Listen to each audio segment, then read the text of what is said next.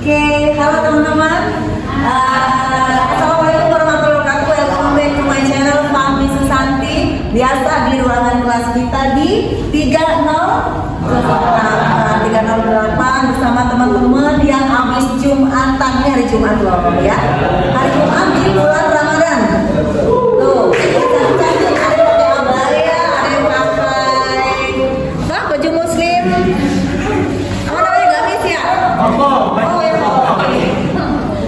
Bisa pakai gamis, bisa pakai koko.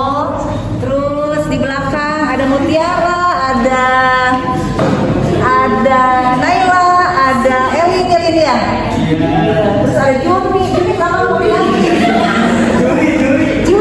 udah ganti ya. Juli boleh katanya boleh Juli. Sirik yang di belakang. Cantik banget tuh Juli. Ya Juli. Nanti bertanya ya. Iya. Oke teman-teman, kita balik lagi ke teman-teman presentasi hari ini. 4 cewek cantik.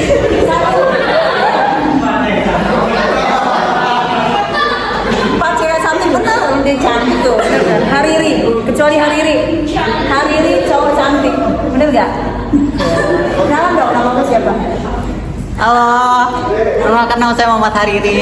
Oh ada Muhammadnya, Muhammad Hariri. Oke, sorry ya, berarti 3 cewek cantik dan 1 cowok cakep. Wah, Hariri, perkenalkan Hariri lalu. Halo, perkenalkan nama saya Widya Ramadhani. Dipanggil Widi. Iya. Ketua kelas di sini? Iya. Iya. Wah, gengnya dia. Bu RT. Lalu? Halo, nama saya Alida Nur Hikmah. Alida. Oke. Halo, saya Sylvia Rahmawati. Sylvia. Ya, kenal ya teman-teman ya. Hariri, Widi, Alida dan Sylvia. Nah, berempat, teman-teman kita berempat ini akan presentasi tentang hari ini apa pembahasannya? Kendala-kendala manajemen sumber daya manusia. Kendala-kendala manajemen sumber daya manusia. Semua kegiatan tuh pasti ada menemukan kendala walaupun kecil, sedang maupun besar, benar nggak? Ya. Makan aja kadang ada kendala nggak? Kayaknya ya. Walaupun gak ada sendok ya udah tak ada rotan akan pun jadi ya. Kecuali makan kayaknya gak ada kendala ya teman-teman ya. Oke. Nah hari ini kita akan membahas kendala manajemen sumber daya manusia. Oke, kita mulai ya. Ya, silakan. Assalamualaikum warahmatullahi wabarakatuh. Selamat siang. Saya hormati Bu Fahmi Susanti selaku dosen manajemen sumber daya manusia dan teman-teman sekalian. Perkenalkan kami dari kelompok 2. Di presentasi kali ini kita mau membahas tentang kendala-kendala yang ada di sumber daya manusia. Sebelumnya aku mau ngejelasin dulu tentang apa itu SDM. Jadi MSDM itu pengelolaan tenaga kerja agar lebih efisien, efektif dan produktif.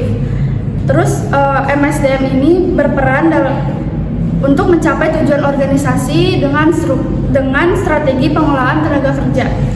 Tantangannya itu yang pertama ada perubahan tenaga kerja, yang kedua perkembangan teknologi, yang ketiga regulasi ketenaga kerjaan. Jadi regulasi ketenaga kerjaan ini seperangkat norma atau aturan yang dirancang untuk melindungi hak dan kewajiban pekerja serta pengusaha. Contohnya di Undang-Undang Nomor 13 Tahun 2003 tentang ketenaga kerjaan. Untuk contoh yang perkembangan teknologi itu ada IA atau Artificial Intelligence. Ini tuh kecerdasan buatan yang dapat digunakan di berbagai bidang. Contohnya itu kayak untuk analisis data, produksi, layanan, dan pemasaran. Untuk selanjutnya dibahas sama Lida. Ada beberapa faktor eksternal dalam manajemen sumber daya manusia. Yang pertama itu ada angkatan kerja. Tenaga kerja berasal dari luar perusahaan dan terus berubah, baik dari segi usia, terus ada usia, terus terus gender maupun budaya. Yang kedua ada regulasi dan hukum. Ada banyak aturan pemerintah yang harus dipatuhi, misalnya hak tenaga kerja, keselamatan kerja, dan kesetaraan dalam kesempatan kerja. Jika perusahaan melanggar aturan, maka akan terkena sanksi ataupun masalah hukum. Yang ketiga ada persaingan. Perusahaan harus bisa bersaing untuk mendapatkan pelanggan, misal baik untuk meningkatkan kualitas produk ataupun strategi pemasaran yang lebih baik. Jika perusahaan tidak bisa bersaing, maka perusahaan akan menurun dan kehilangan pelanggan. Yang keempat itu ada konsumen. Selera dan kebutuhan pelanggan selalu berubah, sehingga perusahaan harus bisa beradaptasi. Yang kelima teknologi. Teknologi terus berkembang sehingga cara kerja perusahaan terus berubah. Terus otomatisasi dan robot meningkatkan efisiensi, tetapi juga mengurangi peluang kerja bagi manusia. Yang keenam politik. Kebijakan pemerintah dan kondisi politik sangat berpengaruh terhadap perusahaan. Misalnya itu ada aturan pajak atau kebijakan ketenagakerjaan. Jika kondisi politik tidak stabil, maka bisnis juga bisa terkena dampaknya. Yang ketujuh itu ada ekonomi. Jika ekonomi sedang bagus, perusahaan akan berkembang dan akan banyak merekrut karyawan. Tetapi jika perusahaan menurun atau buruk, itu akan terjadinya PHK atau pengurangan gaji karena perusahaan sedang menghemat biaya. Yang kedelapan itu ada demografi.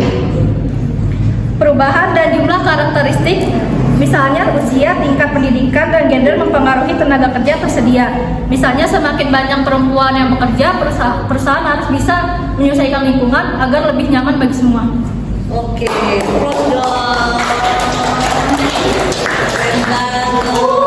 Nanti yang lanjut. Sampai sini udah paham belum? Udah paham belum? Dari dua nih, Sylvia dan Alida. Tadi kalau Sylvia bicara tentang kendala apa aja yang dihadapi. Ada berapa coba?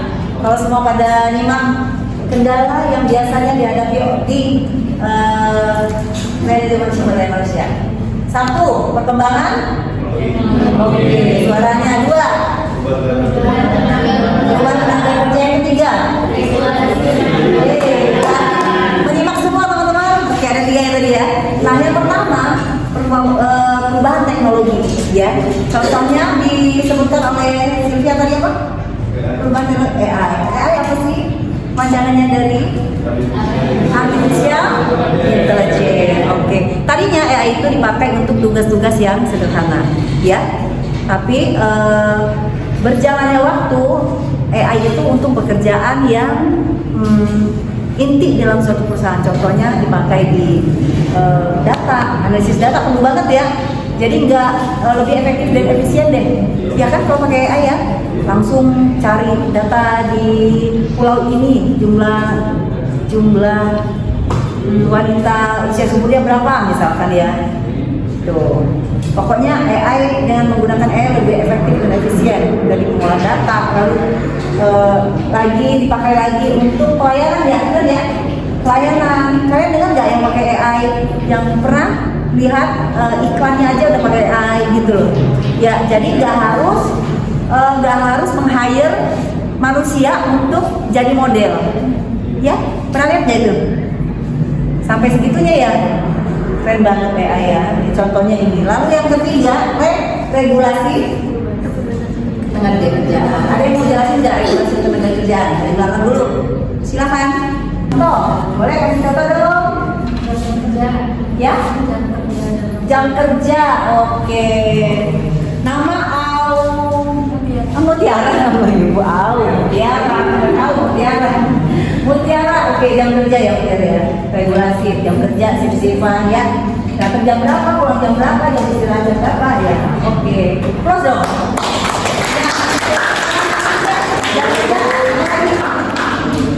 Apa lagi? Keterbatasan anggaran untuk tenaga kerja. Regulasi ya? Iya. Regulasi. Keterbatasan anggaran maka boleh karena terbatas anggaran jadi bonusnya enggak beda persen lah seperti itu ya, atau THR nggak ada seperti itu gitu ya. Jadi nggak bisa komplit kalau THR nggak ada, udah aturan dari perusahaan gitu ya. Seperti itu. Bisa mau kasih tambahan lagi? Satu lagi, waktu istirahatnya. Waktu istirahat? Iya, regulasi waktu istirahatnya. Perlukan jam. Iya. Biasanya dalam 8 jam, 7 jam bekerja, 1 jam istirahat. Berapa jam bisa? 7 jam bekerja, 1 jam istirahat. 1 jam doang istirahatnya dari pagi. Dalam 8 jam Iya, kerja. jam 7 masuk.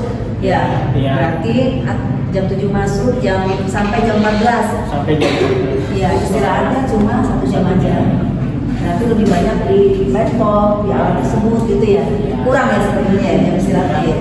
Padahal kalau kita penat itu mempengaruhi hasil kerjaan ya. Kualitas itu berpengaruh pada pada fisik kita ya. Atau mood kita juga ya. Benar ya? Oke. Ada yang nambahin lagi nggak? Mutiara Erlin, ini Erlin. Benar, kebalik-balik gak sih Bu? Sengaja, benar ya Erlin. Ini Mutiara. Ini Mutiara sayang Bu, Erlin. Tujuh? Naila. Naila teman-teman. Oke, Naila mau nambahin nggak? Ada, sini.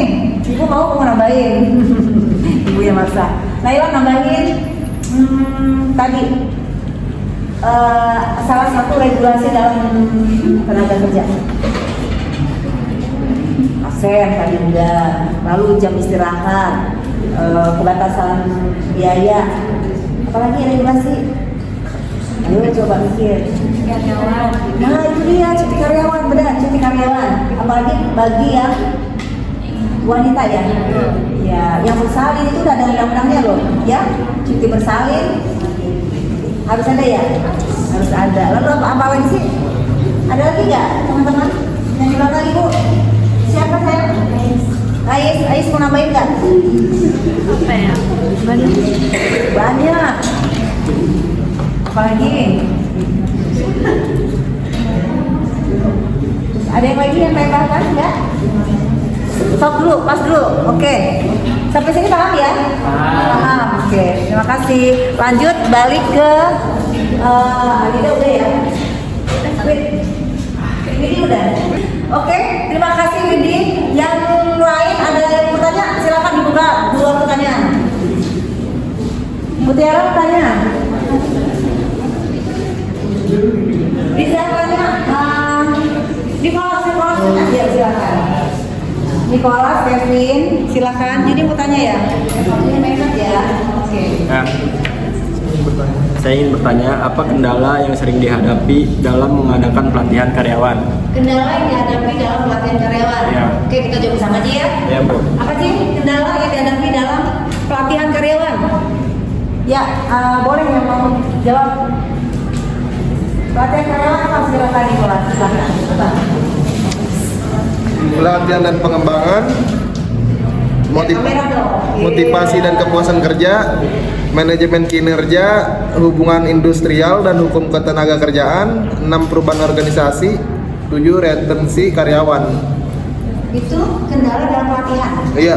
Kendalanya. Oke, boleh tambahin nggak? Kendala biaya mungkin, biaya, waktu Waktu yang tidak tepat, Iya. minimnya minat dan partisipasi karyawan, kurangnya sumber daya dan infrastruktur, efektivitas kepelatihan yang rendah, perubahan teknologi yang cepat. Iya, teknologi ya. Teknologi ya, teknologi apa dong? Ada yang kasih contoh nggak kalau teknologi gimana? Oh, teknologi jadi kendala ya dalam pelatihan. Ada yang mau kasih jawaban nggak? Teknologi terkadang kendala di dalam pelatihan. Contoh, misalkan pelatihan tersebut sudah menggunakan teknologi modern, gitu. Sedangkan si SDM-nya belum paham tentang teknologi itu. Ya kalau bahasa kita kan gaptek ya, gagap teknologi. Nah itu jadi satu ini kan, satu kendala ya. Ya, oke. Ada pertanyaan lagi nggak? Atau ada tambahan dari kelompok? Oh kesimpulan, Tiwit. Satu lagi ya, tunggu ketua kelas. Jangan kesimpulan dulu, kalau kesimpulan udah ditutup berarti. Silakan kita satu lagi pertanyaan.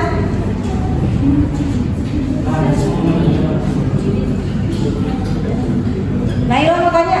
Oke, silakan. Juni, ya. Juli siapa? Juli. Iya Juli terus. Langitnya ada. Jadi Juli apa Juli? Juni bulan April. Oh, kok namanya Juli? Judit Bu namanya. Oh, Julit. Judit. Judit Bu bukan. Junit.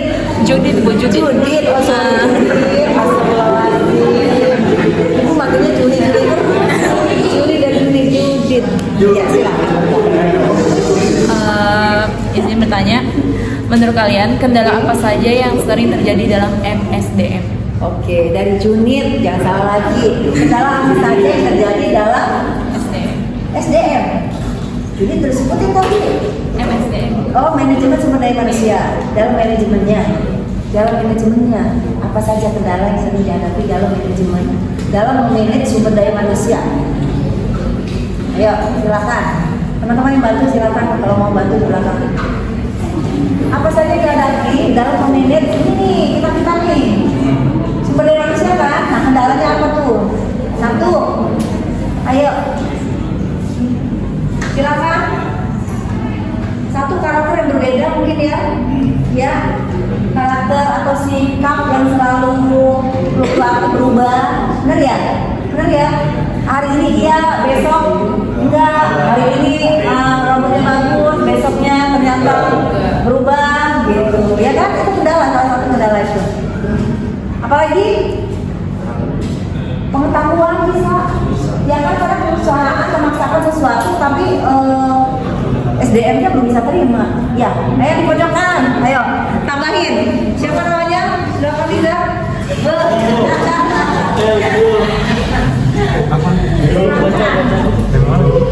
Halo, kasih Riza apa tuh? Masalah ketidaksesuaian kompetensi. Ketidaksesuaian? Kompetensi. Ya, sangat penting disampaikan tadi ya.